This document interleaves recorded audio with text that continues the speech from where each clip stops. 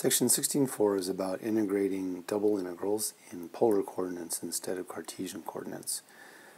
You'd use this in regions in integrals where the regions that you have in the xy plane have lots of circular symmetry. And in that case, it's often easier to integrate in polar coordinates than it is in Cartesian coordinates. So instead of thinking about the xy plane, we think about the xy plane, but in terms of r and theta instead of Cartesian coordinates x and y. So remember, when we integrated in Cartesian coordinates, we thought about a rectangular grid in the xy plane, and we drew rectangular prisms over the top of each of those rectangular grid squares. In polar coordinates, the grid is something different. It looks more like this instead of a grid that looks like a checkerboard. The key issue is to think about what the area of each one of these little quote-unquote squares is. So it's not really a square because the far end gets wider or longer as you get further away from the origin than the inside edge. Okay, so the question is, what is the area of one of these polar sections? And if you do a little bit of trigonometry, I suppose, then it's easy enough to find that the area of one of these small grids is roughly equal to this length, which is r d theta. It's what angle theta I sweep through, times delta r, how far out I move. So as delta theta and delta r get small, the area of this polar section is about r times d theta dr. So when we set up integrals, when we set up iterated integrals to evaluate double integrals in rectangular coordinates, this small area is represented by dx times dy, just because it's a nice square. When we move to polar coordinates, this section is no longer a square, and its area is given by r d theta times dr. So the dA term becomes r dr d theta, and it's important to remember that you always need that extra factor of dr. And finally, I'll just remind you from Calc 2, the way to make the translation between rectangular coordinates and polar coordinates is to use the relationships that x is equal to r cosine theta, y is equal to r sine theta, and x squared plus y squared equals r squared. The first two, of course, follow easily from trigonometry. So let's look at a couple examples. So first, let's think about how to describe a region in order to write down the limits of integration using polar coordinates. So we're going to write an integral for this blue region that's shown, and notice a couple things. The r values, so the distance from the origin, go from r equals 2 out to r equals 4. Okay, so I get the range of r values between 4 and 2. And the theta values, remember, I always measure theta from the positive x-axis. So these theta values start at pi. So theta is going to be greater than or equal to pi. And then theta is going to go all the way around to 2 pi. So the upper limit of integration will be 2 pi. So once I write that down, then it's easy to write down this double integral.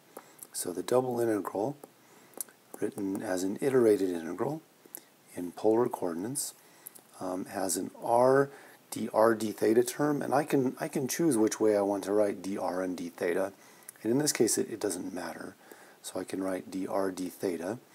The theta values on the outside range from pi to 2 pi, and the r values on the inside range from 2 to 4.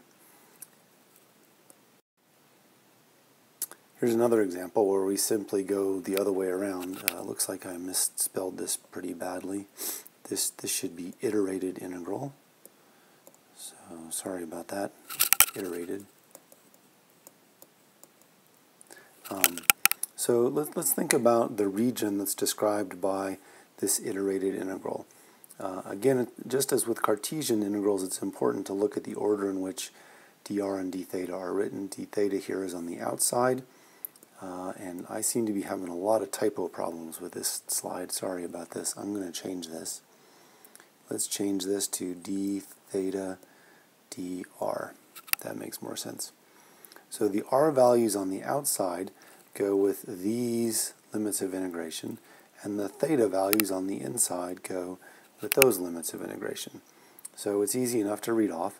The r values range from 3 to 4, and the theta values range from 3 pi over 4 to 3 pi over 2. So let's just draw this region. So let's think about, I don't know, the theta values first. The theta values start at 3 pi over 4. So here's 3 pi over 4 radians, and they go out to 3 pi over 2. So this is 3 pi over 2. So our region of integration is in between those two lines, and then the r values range from 3 to 4. So I'm interested in a distance of 3 to 4 away from the origin. So if I don't know, let's draw 3 there and 4 there. So if I sketch a circle of radius 3 and a circle of radius 4, the region over which I'm integrating is that piece. Here's the example that shows why this is really nice. So if I were to try to integrate this in rectangular coordinates, I would have to integrate something like the square root of x squared plus y squared dx dy. And that's probably going to be difficult, maybe involve some crazy trig substitution, or maybe just be intractable. However, if I think about this in polar coordinates, it'll turn out to be quite easy. So notice that the region of integration is a circle, a piece of a circle where the radii are between 4 and 9. So I get a sort of donut-shaped region. So I'm going to make it kind of small so I've got room. So if I have a radius of 4 and a radius of 9, I'm interested in all those points that are between those two circles. So I'm interested in integrating over this region. So you can see it has nice circular symmetry. The r values, obviously, are between 9 and 4, and the theta values go all the way around the circle. So they go all the way from 0 to 2 pi. So this integral is simply equal to an integral in polar coordinates of, I'll leave the middle part alone for just a minute. Let's just think about the region. So it doesn't matter really which order I integrate, so I'm going to write r dr d theta. Theta on the outside goes from 0 to 2 pi, and r goes from 4 to 9. Now, the integrand, x squared plus y squared, remember that's r squared.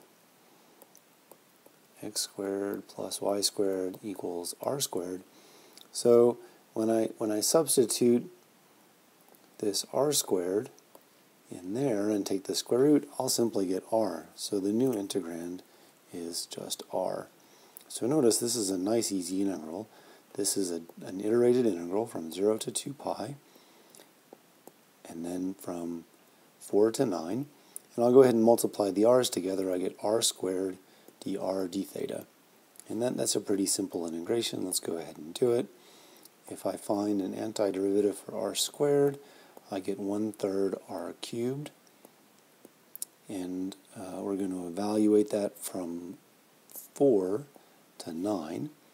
So let's see what we get. We'll have that outside integral coming along for the ride. And then I'm going to get 9 cubed minus 4 cubed over 3 d theta.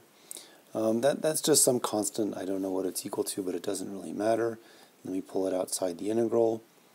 9 cubed minus 4 cubed over 3 times the integral from 0 to 2 pi of 1, if you like, d theta. And so integrating that last integral, I'm just going to get 2 pi, and so finally the result of this integral is 2 pi times whatever that number is, 9 cubed minus 4 cubed over 3. And that was much, much easier than trying to integrate this with respect to x and y.